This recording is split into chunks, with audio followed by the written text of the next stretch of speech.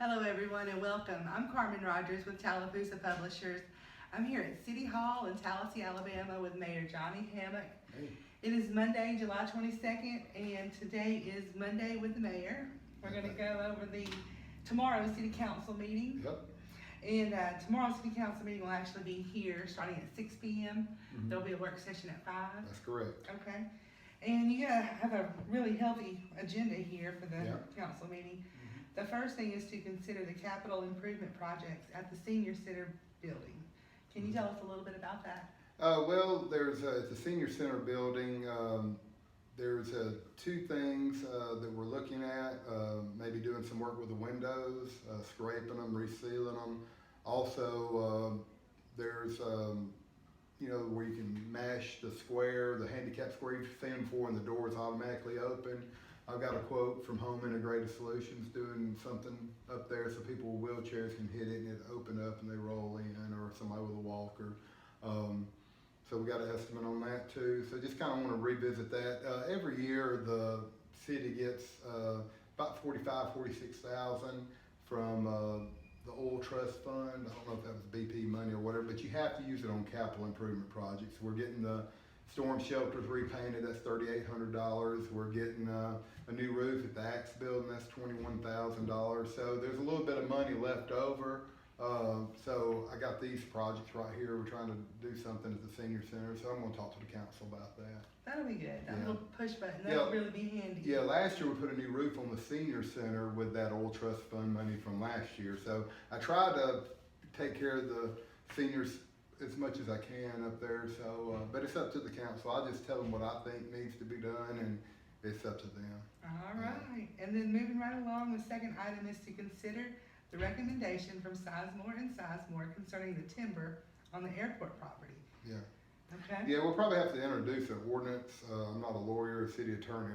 Have to get more in depth on this. We'll probably have to introduce an ordinance to surplus that the timber is actual property of the city. So I think you have to surplus it and do it that way. You might have to introduce an ordinance and probably vote on it another time. But yeah, we got 2 bids back. The highest one was $65,000 on that timber out there. So we're looking to cut that and then take that money and do something with it. Will the timber then be regrown and then later on, years down the road? I don't think it'll be regrown because we're actually in contract negotiations with a company out of Washington D.C. about putting a solar farm there, leasing them the land. They would be doing it. It all depends on them working out a contract with Alabama Power. So that would be good for Tallassee as well. yeah, exactly. Give us another revenue stream where the airport was costing us money every year for only just a handful of people to use it. It really didn't have an economic impact on the city of Tallassee. This would actually generate a revenue stream coming into the city of Tallassee. Well, that's good. Yeah. Yeah. And moving right along, item number 3 is to consider an agreement concerning the filter number 4 at the water filter plant. Yeah, that filter's been down for a while. We declared it an emergency last year to go ahead and replace it.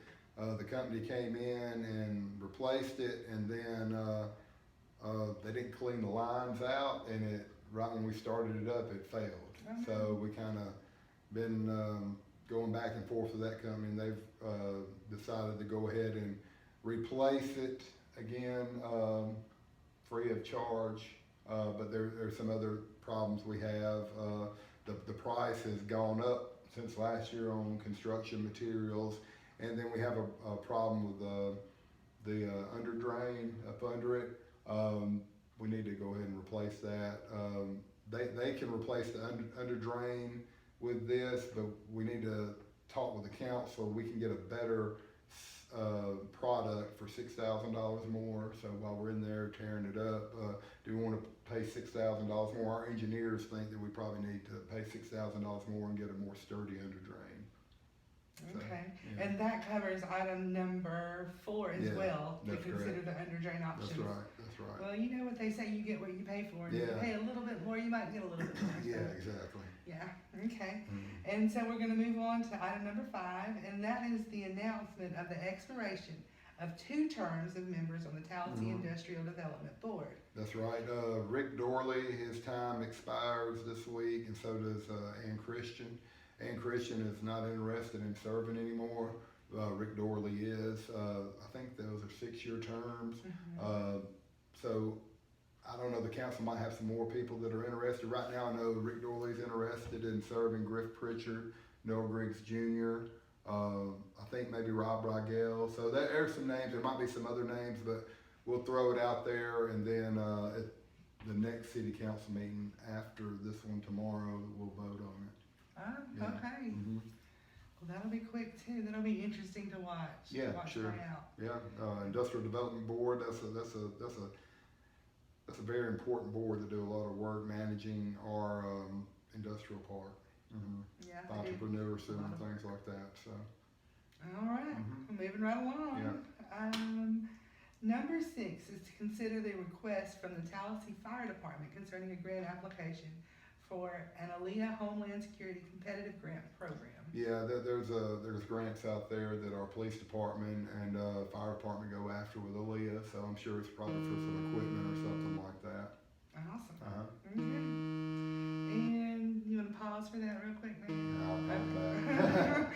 Number 7 is to discuss the request from the public charity Unity ITC concerning a freedom walk. Yeah, Courtney Thornton, him and his wife Sonia, I think some of them have formed a 501c3, a nonprofit, and they're wanting to do a freedom walk to bring awareness about some issues in our area. So they're going to be here to answer any questions for the city council. Well, that'll be good for the town as well. Yeah. Okay.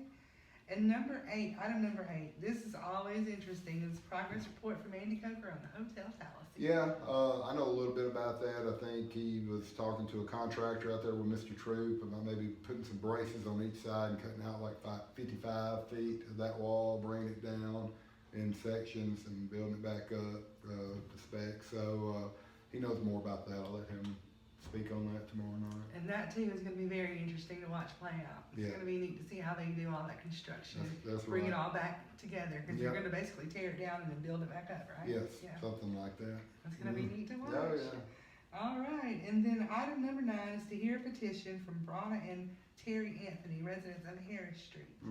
That's right. I think they're against the mosquito spray. We've had a lot of controversy about mosquito spray. We got few people, maybe 20, 30 people that do not want spraying around town that I know of. There might be more, but we got several thousand that want it. City council has already voted 6-1 to keep spraying, for mosquito spray. The one no vote was David Stow. He's kind of been championing the stop spraying, but it's one of those things. Don't spray, could be hazardous to your health. Then or you got the West Nile virus. Which is also hazardous to your health. Yeah, this is one of those things that no matter which way we go, I'm part of the collateral damage. I get a lot of hateful emails and phone calls. When the mosquito truck goes by their house. It's one of those things. It's just part of the job, I guess. Unfortunately, we have long summers in Alabama, so the spray. Well, here's the thing. We got a river that runs through our town. We got a lot of wet areas. A lot of mosquitoes breed in those areas. We got a lot of drainage problems in Infinger subdivision, a lot of standing water. I know a lot of people in Infinger subdivision are for the spray. It's just like my neighborhood, Noble subdivision. We have drainage issues and stuff as well. And we got a creek that runs through our neighborhood, and Graveyard Creek's over there by Clairwood. So, a lot of neighborhoods want the mosquito spray, and a lot of people don't want it, whether it's, because they have beehives at their house or whatever, so. All right, well, that too will be interesting to watch play out. Yeah, if anybody wants to get on the agenda, you just got to call a week ahead of time and talk to Barbara Garnett and get on there, and you get anywhere between 3 and 5 minutes, up to 5 minutes to address the council. All right, and it is an open meeting tomorrow night, and the council meeting will begin at 6. The work session starts at 5. Yeah. And I guess that'll wrap it up for this week. That's right. Thank you for having me once again. Thank you for joining us, and we hope you'll join us again this time next week for Monday with the Mayor. Thank you. Thank you.